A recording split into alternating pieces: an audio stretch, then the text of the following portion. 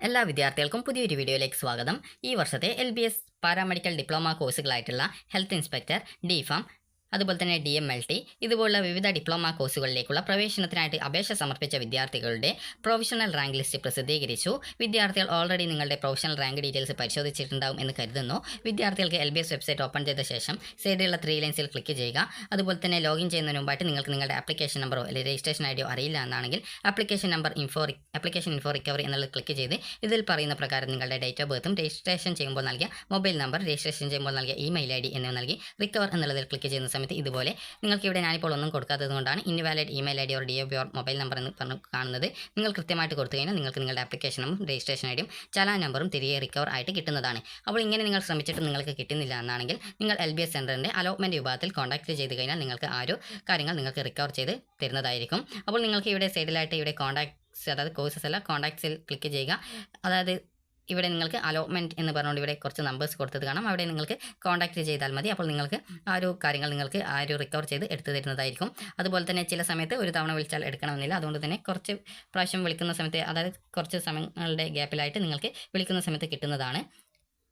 അപ്പോൾ വിദ്യാർത്ഥികൾക്ക്, അതായത് പല വിദ്യാർത്ഥികളും വിളിച്ചാൽ എടുക്കുന്നില്ല എന്ന് പറയാറുണ്ട്. അപ്പോൾ അതിൻ്റെ റീസൺ അതുകൊണ്ടാണ്. നിങ്ങൾ ഇടവേളകൾ ഇട്ടിട്ട് വിളിക്കാനായിട്ട് ശ്രദ്ധിക്കുക. അപ്പോൾ നിങ്ങൾക്ക് അവിടെ ഇത് കണക്റ്റ് ആയിട്ട് കിട്ടുന്നതായിരിക്കും. അപ്പോൾ അതിനുശേഷം നിങ്ങൾക്ക് ഇവിടെ ലോഗിൻ ബട്ടൺ ക്ലിക്ക് ചെയ്ത ശേഷം നിങ്ങളുടെ ആപ്ലിക്കേഷൻ നമ്പർ നൽകി വെരിഫൈ ചെയ്യുക. രജിസ്ട്രേഷൻ ഐഡിയും അതുപോലെ തന്നെ പാസ്വേഡ് നൽകി സൈൻ ഇൻ ചെയ്യുക. പിന്നീട് ആപ്ലിക്കേഷൻ സ്റ്റാറ്റസ് പേജിലേക്ക് പോകുന്നതാണ്. അപ്പോൾ ആപ്ലിക്കേഷൻ സ്റ്റാറ്റസ് പേജിൽ പോയ ശേഷം നിങ്ങൾക്ക് അവിടെ ആക്സെപ്റ്റഡ് ഡാറ്റയുടെ ഡീറ്റെയിൽസ് ഒക്കെ ഉണ്ടാകും. അതൊക്കെ നിങ്ങൾക്ക് വേണമെങ്കിൽ പരിശോധിച്ച് നിങ്ങളുടെ ഡീറ്റെയിൽസ് എന്തെങ്കിലും തെറ്റുണ്ടോ എന്നുള്ളത് പരിശോധിക്കാം. അതുപോലെ തന്നെ നിങ്ങൾക്ക് നിങ്ങൾ അപ്ലോഡ് ചെയ്ത് കൊടുത്തിട്ടുണ്ടായിരുന്ന ഡോക്യുമെൻസിൻ്റെ ആ ഒരു ഡീറ്റെയിൽസ് ഒക്കെ അവിടെ വന്നത് കാണാം. അതുപോലെ നിങ്ങളുടെ റിസർവേഷൻ ഡീറ്റെയിൽസ് ഒക്കെ വന്നത് കാണാം. അപ്പോൾ നിങ്ങൾക്ക് ആ ഒരു ഡീറ്റെയിൽസ് ഒക്കെ നിങ്ങൾ അപ്ലോഡ് ചെയ്ത ഡോക്യുമെൻറ്റ്സ് ഡൗൺലോഡ് ചെയ്യാൻ ഡൗൺലോഡ് ബട്ടണിലൊക്കെ കാണാം. അത് ക്ലിക്ക് ചെയ്ത് ഡൗൺലോഡ് ചെയ്തെടുക്കാം. അത് ഓപ്പൺ ചെയ്യാൻ പറ്റുന്നില്ല എങ്കിൽ നിങ്ങളുടെ ഫോണിലുള്ള മൈ ഫയൽസ് അല്ലെങ്കിൽ ഫയൽസ് ആപ്ലിക്കേഷൻ ഉണ്ടാകും. അത് വഴി നിങ്ങൾക്ക് പോയിട്ട് ആ ഒരു ഫോൾഡർ വഴി നിങ്ങൾക്ക് ആ ഒരു ഫയൽ ഓപ്പൺ ചെയ്യാൻ സാധിക്കുന്നതാണ്. കാരണം ചില സമയത്ത് ഡൗൺലോഡ് ചെയ്യുന്ന സമയത്ത് ബ്രൗസറിൽ ഓപ്പൺ ചെയ്യാൻ സാധിക്കാതെ വരാറുണ്ട്. അപ്പോൾ അത് നിങ്ങളുടെ ആ ഒരു ഫോണിൻ്റെ ഡയറക്ടറിയിൽ പോയി കഴിഞ്ഞാൽ നിങ്ങൾക്ക് അവിടെ നിന്ന്, അതായത് മൈ ഫയൽസ് എന്ന ആപ്ലിക്കേഷനിൽ പോയി കഴിഞ്ഞാൽ, അല്ലെങ്കിൽ ഫയൽസ് എന്നായിരിക്കും ഓരോ ഫോണിൻ്റെ ആപ്ലിക്കേഷൻ ഏത് പേരിലാണോ ആ ഒരു രീതിയിലാണ് ഉണ്ടാവുക. അതിനുശേഷം ഫോൾഡറിൽ പോയിട്ട് ഓപ്പൺ ചെയ്ത് കഴിഞ്ഞാൽ നിങ്ങൾക്ക് അവിടെ നിന്നും ആ ഒരു PDF ഓപ്പൺ ചെയ്ത് കിട്ടുന്നതാണ്.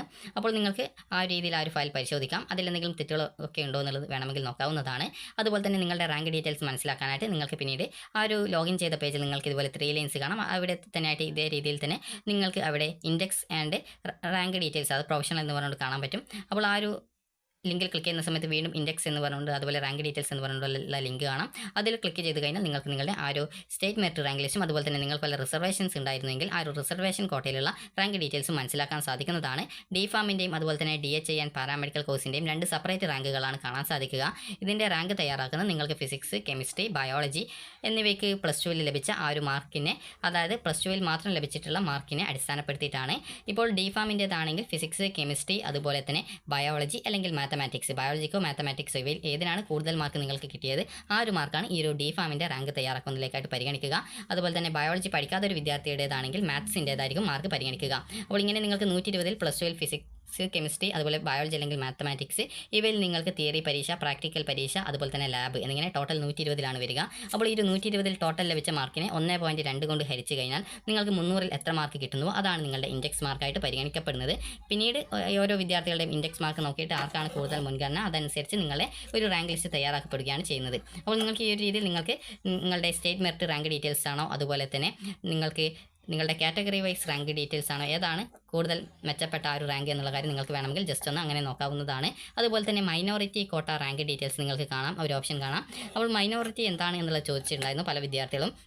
അപ്പോൾ മൈനോറിറ്റി എന്നതുകൊണ്ട് ഉദ്ദേശിക്കുന്നത് ഓരോ കോളേജിൻ്റെയും മാനേജ്മെൻറ്റ്, അതായത് ഈ ഒരു ഓരോ കോളേജിൻ്റെയും മാനേജ്മെൻറ്റ് ഉണ്ടാവും. അപ്പോൾ ആ ഒരു മാനേജ്മെൻറ്റ് ഈ ഒരു മൈനോറിറ്റി വിഭാഗത്തിലുള്ള, അതായത് ഇപ്പോൾ ഒരു ഉദാഹരണത്തിന് ഇപ്പോൾ ക്രിസ്ത്യൻ വിഭാഗത്തിന്, അതായത് ഈ ഒരു ക്രിസ്ത്യൻ മാനേജ്മെൻറ്റിന് കീഴിലുള്ള കോളേജ് ഉണ്ടാവും, അതുപോലെ തന്നെ മുസ്ലിം മാനേജ്മെൻറ്റിന് കീഴിലുള്ള കോളേജ് ഉണ്ടാവും, അതുപോലെ ഈ വിഭാഗത്തിലുള്ളവരുടെ ആ ഒരു മാനേജ്മെൻറ്റിന് കീഴിലുള്ള കോളേജ് ഉണ്ടാവും, അതുപോലെ തന്നെ വിവിധ കാറ്റഗറി വിഭാഗത്തിലുള്ളവരുടെ ആ ഒരു കോളേജ് ഉണ്ടാവും, അതായത് അവർ ആ ഒരു മാനേജ്മെൻറ്റ് ആ ഒരു വിഭാഗത്തിലുള്ളവരുടേതായിരിക്കും. അപ്പോൾ അങ്ങനെ വരുന്ന സാഹചര്യത്തിൽ അവിടെ ആ ഒരു നിശ്ചിത സീറ്റ്, അതായത് മൈനോറിറ്റി വിഭാഗത്തിൽ ആ ഒരു കോളേജിന് അലോട്ട്മെൻറ്റ് ചെയ്ത് കൊടുക്കാനുള്ള ഒരു ഫെസിലിറ്റി ഉണ്ട്. അപ്പോൾ അങ്ങനെ ആ ഒരു വിഭാഗത്തിൽ ഒരു റിസർവേഷൻ ഉള്ളതുകൊണ്ട് തന്നെ ആ ഒരു റിസർവേഷനിൽ വരുന്ന സീറ്റുകളാണ് മൈനോറിറ്റി സീറ്റുകൾ എന്ന് പറയുന്നത്.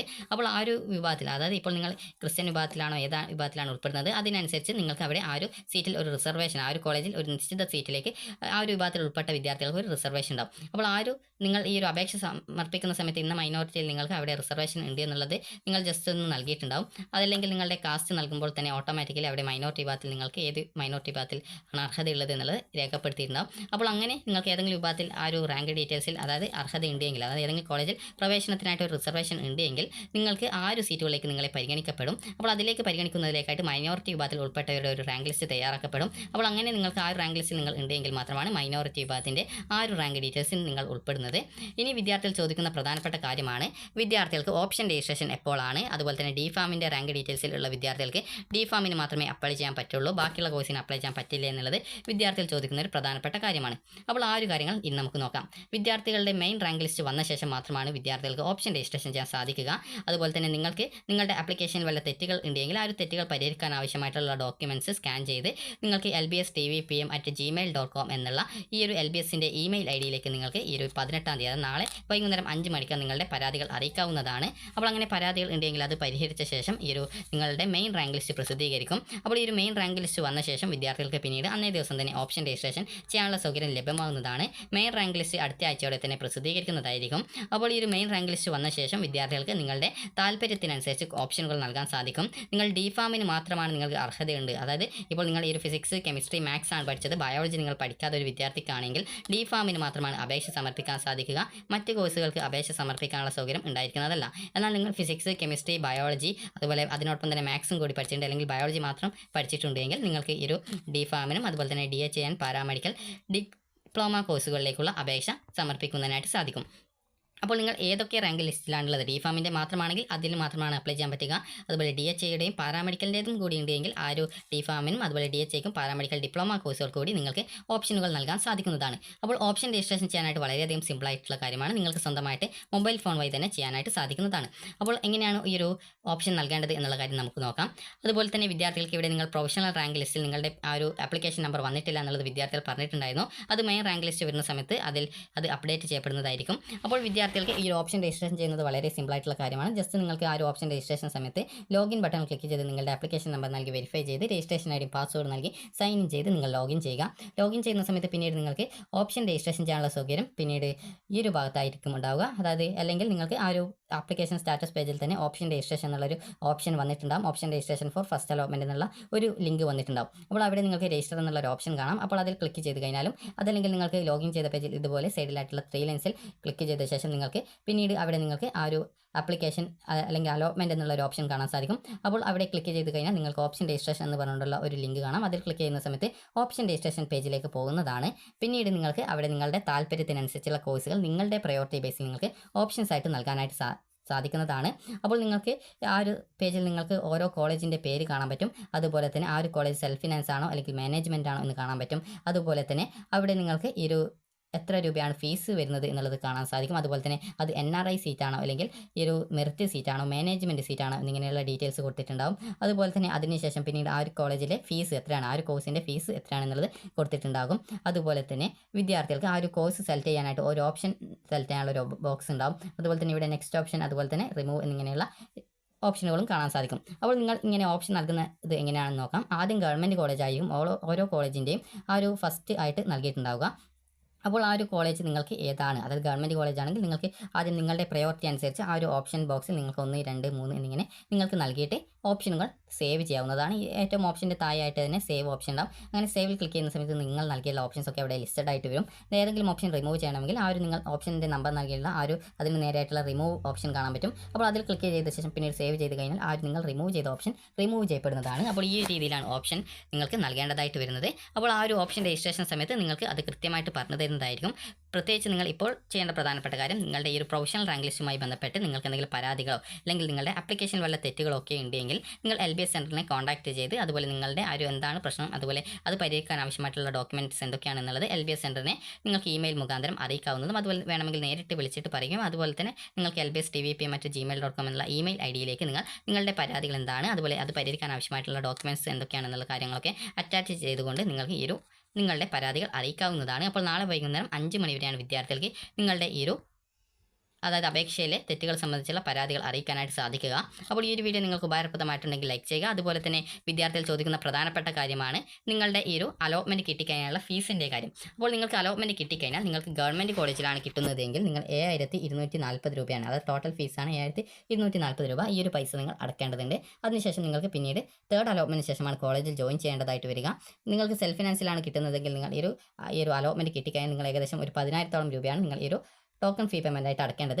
ബാക്കി പൈസ നിങ്ങൾ അഡ്മിഷൻ സമയത്ത് മുഴുവനായിട്ട് അടക്കേണ്ടതായിട്ട് വരും. ബാക്കി പൈസ എന്ന് പറയുമ്പോൾ ഏകദേശം നിങ്ങൾക്ക് ഏകദേശം ഫീസ് വരുന്നത് ഒരു 80,000 അല്ല, ഒരു 60,000-70,000 രൂപയ്ക്ക് അടുത്താണ് ഫീസ് വരുന്നത്. കാരണം 55,000 രൂപയാണ് ഈ ഒരു ഫീസ് ഇനത്തിൽ വരുന്നത്. അതുപോലെ തന്നെ സ്പെഷ്യൽ ഫീസ് ഇനത്തിൽ 10,000 രൂപ, അങ്ങനെ ടോട്ടൽ 65,000 രൂപയാണ് ഫീസ് വരുന്നത്. അതുപോലെ പിന്നീട് PTA ഫണ്ടോ മറ്റു കാര്യങ്ങളൊക്കെ ഉണ്ടെങ്കിൽ ഏകദേശം ഒരു 70,000-നുള്ളിൽ തന്നെ ആ ഒരു ഫീസ് വരുള്ളൂ. അപ്പോൾ ആ ഒരു പൈസ നിങ്ങൾ അഡ്മിഷൻ സമയത്ത് തന്നെ അടക്കേണ്ടതായിട്ട് വരും. അത് തേർഡ് അലോട്ട്മെൻറ്റ് ശേഷമാണ് വിദ്യാർത്ഥികൾ കോളേജിൽ ജോയിൻ ചെയ്യേണ്ടതായിട്ട് വരിക. അപ്പോൾ നിങ്ങൾക്ക് ഈ ഒരു രീതിയിലാണ് ഫീസ് വരിക. അത് ഗവൺമെൻറ് കിട്ടുകയാണെങ്കിൽ 7240 രൂപ ടോക്കൺ ഫീ പേയ്മെൻ്റ് ആയിട്ട് അടക്കണം. അതുപോലെ തന്നെ സെൽഫ് ഫിനാൻസിലാണ് കിട്ടുന്നതെങ്കിൽ 10,000 രൂപ ടോക്കൺ ഫീ പേയ്മെൻ്റ് ആയിട്ട് അടക്കേണ്ടി വരും. അതുപോലെ തന്നെ പിന്നീട് വിദ്യാർത്ഥികൾക്ക് ഈ ഒരു അഡ്മിഷൻ സമയത്ത് സെൽഫ് ഫിനാൻസ് കോളേജിലാണ് എങ്കിൽ നിങ്ങൾക്ക് ഏകദേശം ഒരു 60,000 മുതൽ 70,000-നുള്ളിലായിട്ട് നിങ്ങൾ ഒരു ഫീസ് നിങ്ങൾ അഡ്മിഷൻ സമയത്ത് അടക്കേണ്ടതായിട്ട് വരും. കാരണം PTA ഫണ്ട്, എക്സാം അല്ല, ഹോസ്റ്റൽ ഫീസ്, ഇതുപോലെയൊക്കെ ആയിട്ട് ബാക്കി എക്സ്ട്രാ ഫീസുകളും കാര്യങ്ങളൊക്കെ വരും. അപ്പോൾ അതൊക്കെ നിങ്ങൾ കൃത്യമായിട്ട് ആ ഒരു സമയത്ത് അലോട്ട്മെൻറ്റ് കിട്ടിയ കോളേജിൽ കോൺടാക്ട് ചെയ്ത് കൃത്യമായിട്ട് മനസ്സിലാക്കേണ്ടതാണ്. അതുപോലെ തന്നെ അഡ്മിഷൻ സമയത്ത് ബാലൻസ് വല്ല ഫീസൊക്കെ ഉണ്ടെങ്കിൽ അത് അടക്കേണ്ടതായിട്ടും വരുന്നതായിരിക്കും. കാരണം പല കോളേജും അഡ്മിഷൻ സമയത്ത് ഫീസ് അടച്ചാൽ മാത്രമാണ് ഈ ഒരു അഡ്മിഷൻ നൽകപ്പെടുന്നത്. കാരണം പിന്നീട് അത് ഗഡുക്കളായിട്ട് ഫീസ് അടക്കാനുള്ള സൗകര്യം കോളേജ് നൽകാറില്ല. അതുപോലെ തന്നെ തേർഡ് അലോട്ട്മെൻറ്റ് ശേഷം മാത്രമായിരിക്കും വിദ്യാർത്ഥികൾ കോളേജിൽ ജോയിൻ ചെയ്യേണ്ടതായിട്ട് വരിക. അതുപോലെ തന്നെ നിങ്ങൾക്ക് ആ ഒരു ഘട്ടത്തിൽ താല്പര്യമുള്ള കോളേജും കോഴ്സുകളും മാത്രമേ ഓപ്ഷൻസായിട്ട് കൊടുക്കാനായിട്ടും പാടുള്ളൂ. അപ്പോൾ നിങ്ങൾക്ക് ഈ ഒരു വീഡിയോ ഉപകാരപ്രദമായിട്ടുണ്ടെങ്കിൽ ലൈക്ക് ചെയ്യുക, ഷെയർ ചെയ്യുക. Thank you for